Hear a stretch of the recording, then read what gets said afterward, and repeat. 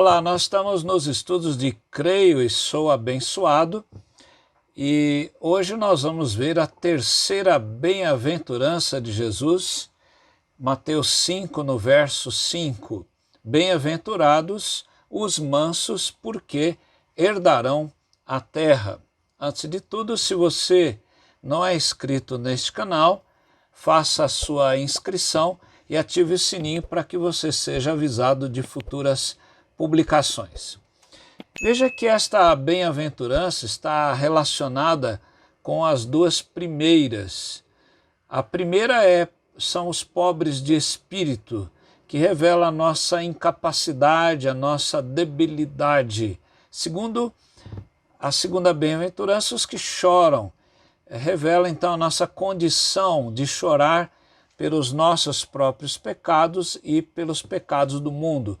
Hoje nós vamos ver a terceira bem-aventurança, os mansos, a nossa preocupação com os outros, né? O testemunho de Deus em nós, nos dando tranquilidade para passar os momentos mais difíceis da nossa vida e a nossa reação que causa naquelas pessoas que observam o nosso comportamento cristão e observam a nossa fé no Senhor Jesus. Veja que nós vivemos numa sociedade pós-moderna que está muito preocupada com o inclusivismo, o individualismo, o pluralismo e outros ismos aí, não é? E para as pessoas o que importa é a busca pela felicidade, é ser feliz, é realizar ali os desejos do coração, não é?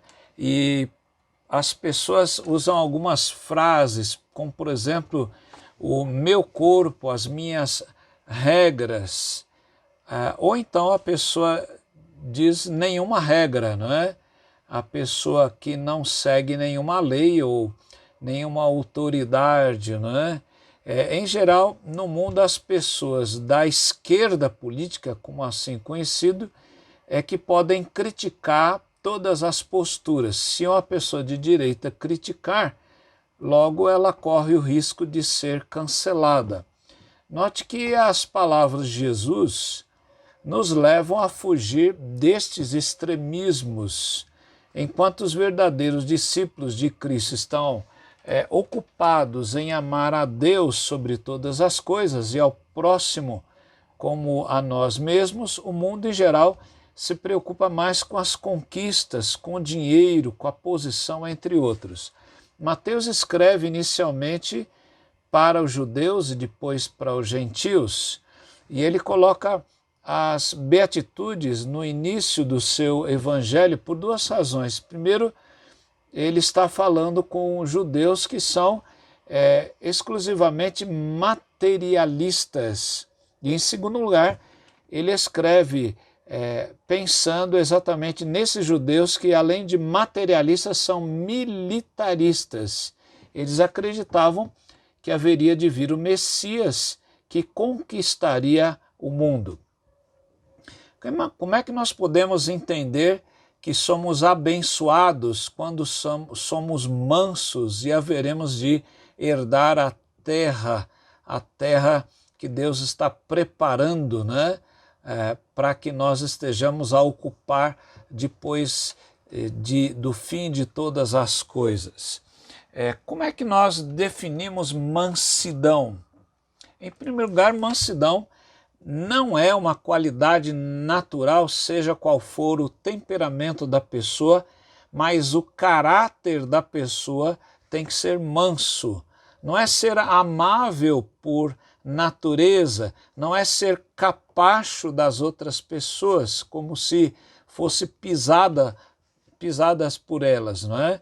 Veja que não significa também a personalidade ou o caráter débil ou débeis das pessoas. John Stott diz que o adjetivo grego praus, usado aqui nesse texto, significa gentil, humilde, atencioso, cortês, o que exerce autocontrole. Então, na verdade, a pessoa mansa é aquela pessoa que se controla porque ela tem um Deus que governa a vida, o tempo, a história.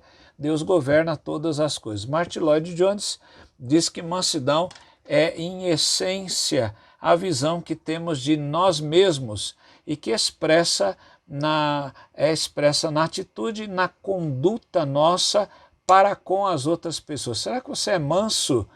E como as pessoas veem a sua mansidão? Então, mansidão é exatamente isso, a pessoa gentil, cortês, atenciosa e que essencialmente exerce um autocontrole, como John Stott colocou. Eu gosto muito dessa definição. Segundo, como ser abençoado em ser manso? Essa é a segunda pergunta. Além de definirmos a mansidão, agora como fazer isso? Para ser abençoado na mansidão, é necessário você observar algumas características de alguém que é manso. Primeiro, a paciência. Alguém manso é alguém que está sendo paciente, né? Em vez da pessoa estar descontente, irada, ranheta, né? Aquela pessoa que sempre está arrumando uma dificuldade. Veja que Paulo, em Romanos 12, ele diz: sejam pacientes na tribulação. Ele está exatamente falando isso. Sejam mansos, né? Sejam pessoas que encarem a tribulação como um Deus que governa a história, a vida e os problemas que você passa também. Tiago 5,8 diz: sejam também vocês pacientes e fortaleçam o seu coração, pois a vinda do Senhor está próxima. Em segundo lugar, não só a paciência, mas a pessoa que aprende a fechar os seus lábios. Quando não se tem nenhuma palavra sábia, é a pessoa que se cala, não é? Então esse é o verdadeiro sábio, né? E a pessoa que também não se ofende quando é injuriada, especialmente por seguir a Cristo. O Salmo 49, verso 3 diz: os meus lábios falarão sabedoria e o meu coração terá pensamentos profundos. Veja como Isaías 53:7, Isaías mostra como seria o comportamento de Jesus, o nosso Salvador, diante das dificuldades. Isaías, o profeta, diz que Jesus foi oprimido e humilhado, mas não abriu a boca. Como o cordeiro foi levado para o matadouro e como ovelha muda perante os seus tosqueadores, ele não abria a boca. Então, não só a paciência, a segunda característica é alguém que dificilmente vai usar os seus lábios de maneira inconveniente. Então, como é que você está usando a porta dos seus lábios? O que tem saído ali? Jesus falou que a boca fala do que o coração está cheio. Como é que está o seu coração? A gente olha também uma terceira característica, além da paciência, alguém que tem esse autocontrole dos lábios, é alguém que é humilde e tributa toda a glória a Deus. Lucas 14, verso 11, o próprio Jesus diz: porque todo que se exalta será humilhado, e o que se humilha será exaltado. Veja que 1 Coríntios 10, 31, o apóstolo Paulo diz: portanto, se vocês comem ou bebem, e olha o que ele diz aqui, ou fazem qualquer outra coisa, façam tudo para a glória de Deus. Então, como é que é alguém que é manso? Veja que alguém que é paciente, alguém que guarda a porta dos seus lábios e alguém que então é humilde e vai tributar aquilo que está acontecendo como resultado para a glória de Deus. Quais as referências que a gente tem? Lendo as páginas das Escrituras, nós lemos, por exemplo, Moisés. Lá em Números 12, 3, a palavra de Deus diz que Moisés era um homem muito manso, mais do que qualquer outro sobre a terra. Olha aí uma característica do servo Moisés. Nós olhamos Davi, mesmo já sendo ungido por Samuel, ele suportou a Saul, foi manso em relação a Saul, que lhe deu um trato inadequado e injusto. Em 1 Samuel 18:12, a Bíblia diz: Samuel tinha medo de Davi porque o Senhor estava com este e tinha abandonado a Saul. Então o medo é que dirigia Saul e o fazia perseguir Davi, mesmo sabendo que o Espírito do Senhor estava com ele.